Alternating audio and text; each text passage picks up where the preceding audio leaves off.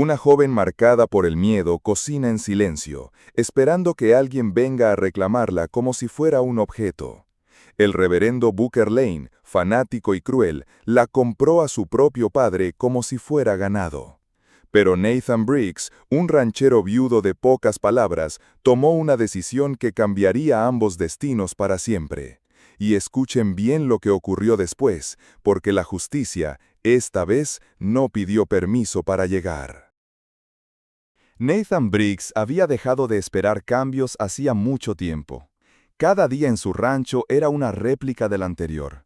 Levantarse con el canto de los gallos, revisar las cercas, dar de comer al ganado y sentarse solo a comer, mirando el mismo lugar vacío en la mesa.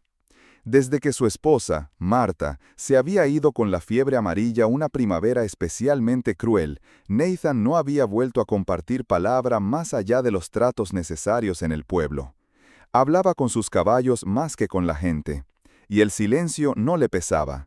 Se había acostumbrado a él como se acostumbra uno a una vieja herida, no sana, pero deja vivir. La cabaña en la que vivía no era lujosa, pero todo estaba limpio, en su sitio. La madera olía a humo y jabón viejo.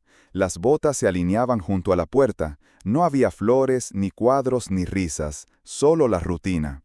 Y en esa rutina, Nathan se movía con precisión de hombre que ya no espera sobresaltos.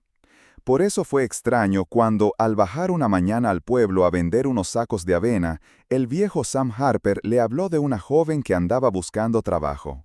«Sabe cocinar, no habla mucho, necesita un sitio donde quedarse», dijo. Nathan no preguntó más. Respondió simplemente que venga mañana. Si trabaja bien, puede quedarse. Ella llegó al amanecer del día siguiente, con un vestido raído y un bolso de lona colgando de un solo hombro. No traía padre, ni hermano, ni nadie que la acompañara, solo su sombra larga sobre la tierra seca. Se presentó como Ellie Mae Parker. Él apenas asintió y la condujo dentro, mostrándole dónde se guardaban las cosas, cómo funcionaba la estufa y dónde podía dormir. Ella aceptaba todo con un leve movimiento de cabeza. Tenía el cabello trenzado, los ojos siempre bajos, como si temiera que al levantar la mirada algo pudiera romperse. Caminaba en puntas de pie por la casa, como si aún no creyera tener permiso de estar allí. Nathan notó que nunca pedía nada, ni siquiera sal ni leña. Lo que faltaba simplemente lo hacía faltar. El primer día cocinó en silencio, el segundo día también, pero fue ese segundo día, mientras Nathan cortaba leña fuera, que al volver la vio de espaldas, inclinada sobre la olla de frijoles, moviendo con lentitud la cuchara de madera. No fue el olor lo que le llamó la atención, ni siquiera el hecho de que ella no lo hubiese oído entrar. Fue la forma en que sus hombros temblaban, apenas perceptibles, como si el esfuerzo por mantenerse firme estuviera fallando.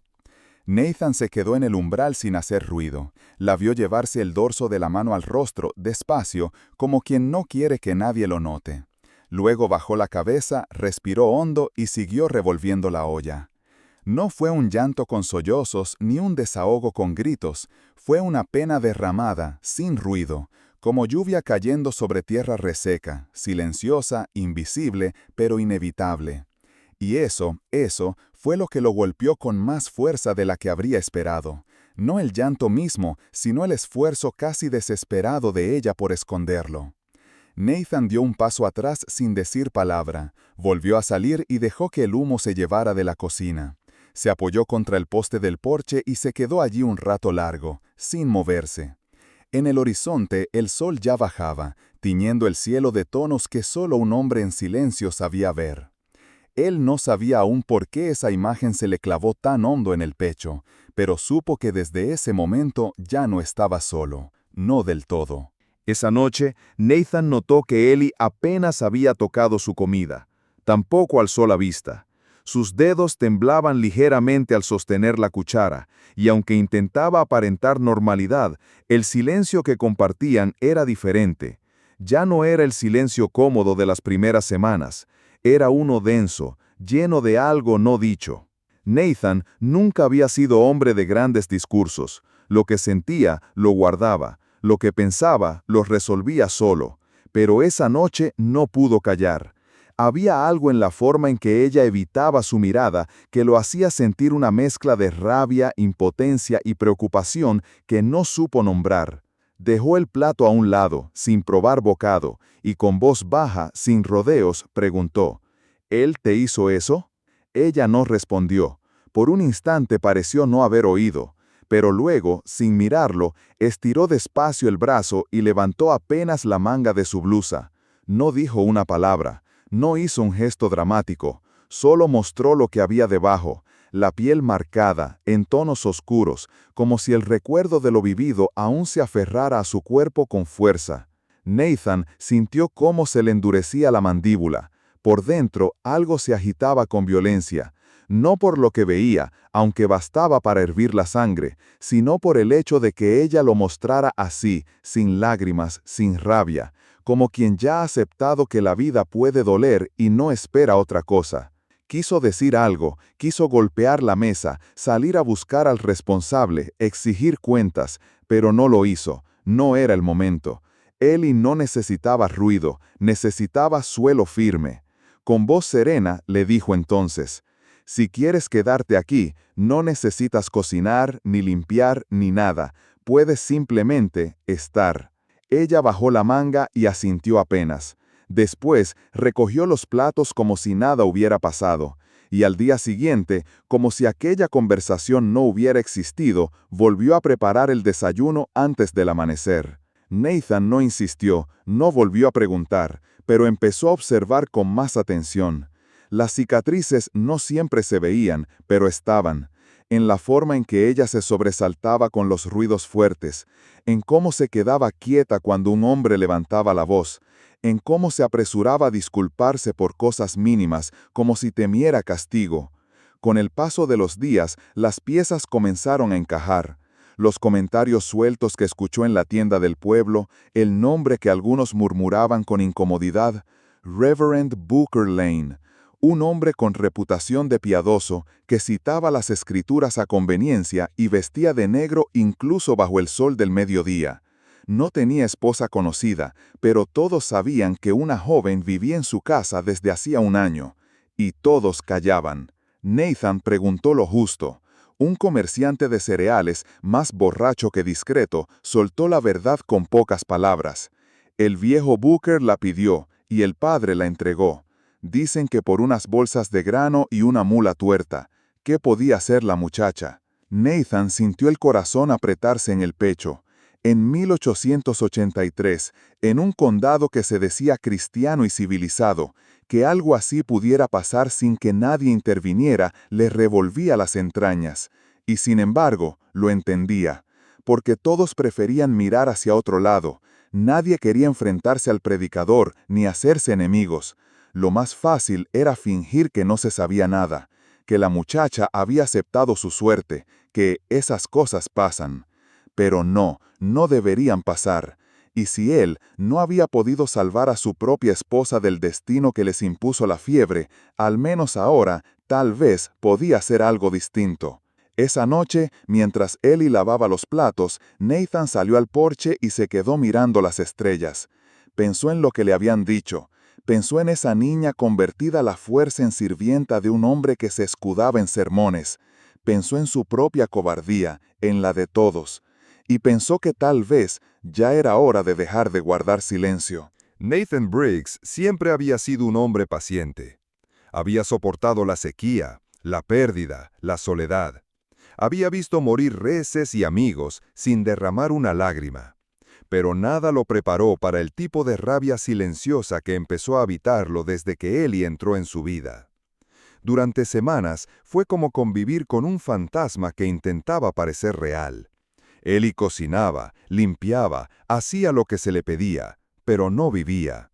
Nathan notaba cómo cada vez que él cruzaba la puerta con paso apresurado, ella se tensaba. Cómo, si alzaba la voz aunque fuera para llamar a una vaca en el corral, ella se encogía. Cómo en las noches despertaba empapada en sudor, llevando la mano al cuello como si estuviera escapando de algo invisible. No era miedo al presente, era memoria del pasado, una memoria que no la soltaba. Nathan no era un hombre dado a la ternura, pero aprendió a moverse más despacio, a no cerrar puertas con fuerza, a llamarla por su nombre con cuidado. Y aún así, nada cambiaba.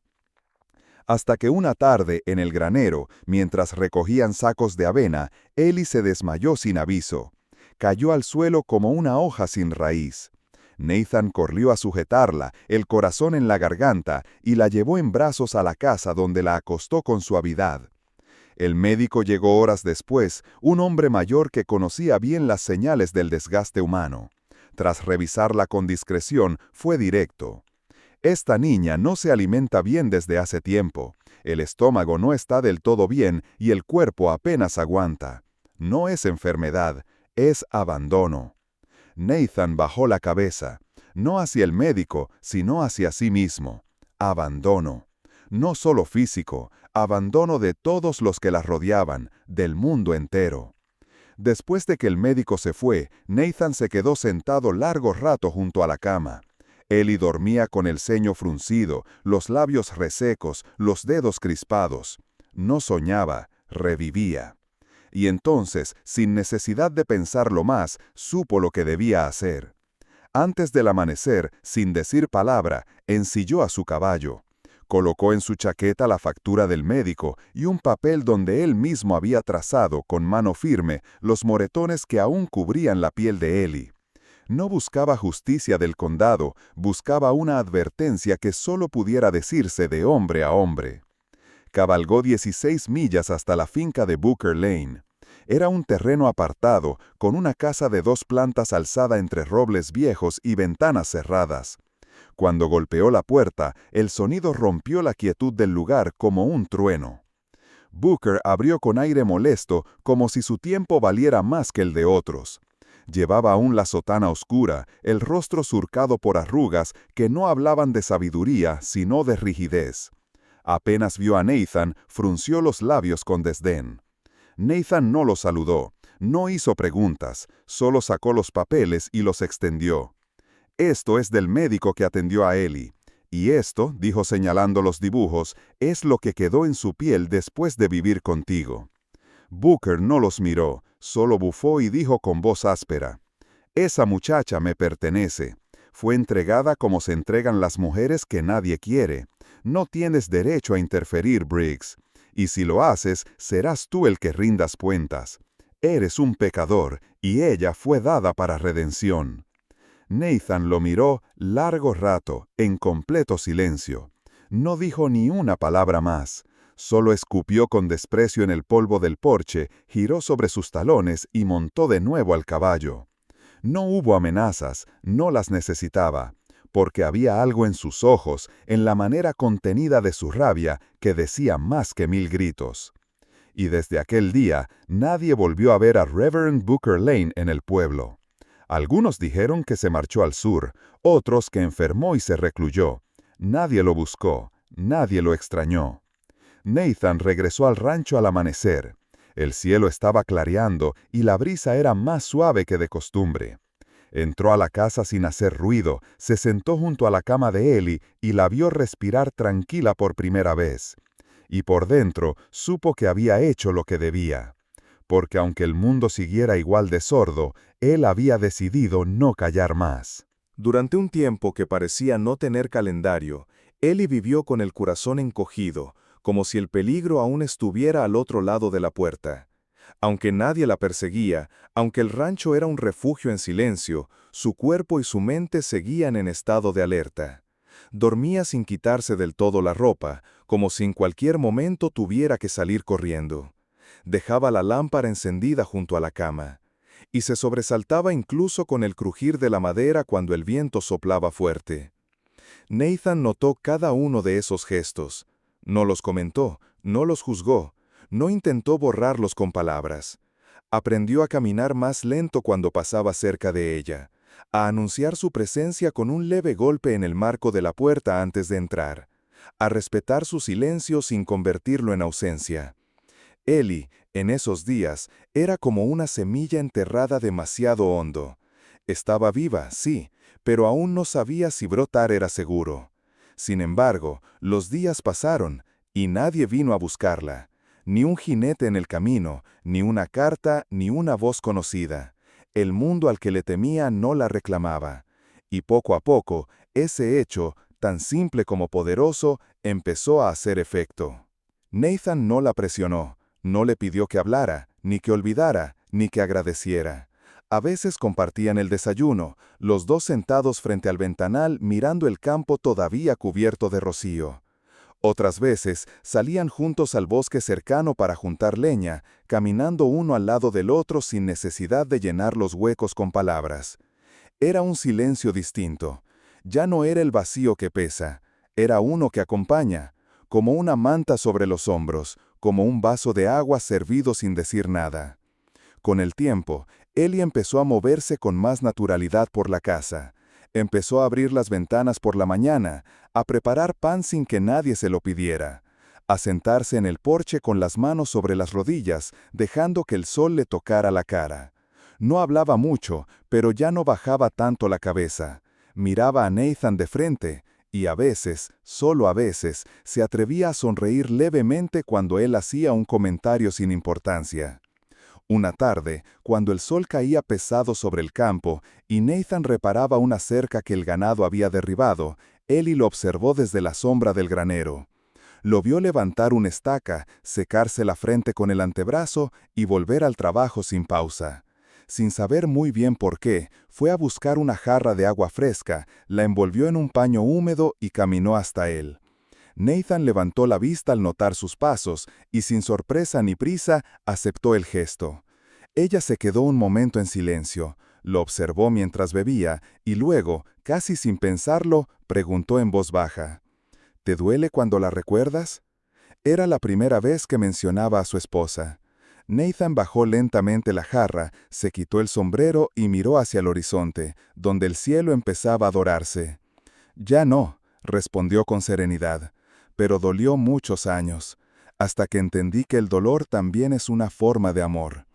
Ellie no dijo nada más, pero se quedó allí, de pie junto a él, más cerca que nunca. Y por primera vez, desde que llegó a esa casa perdida entre la tierra y el viento, sonrió sin miedo.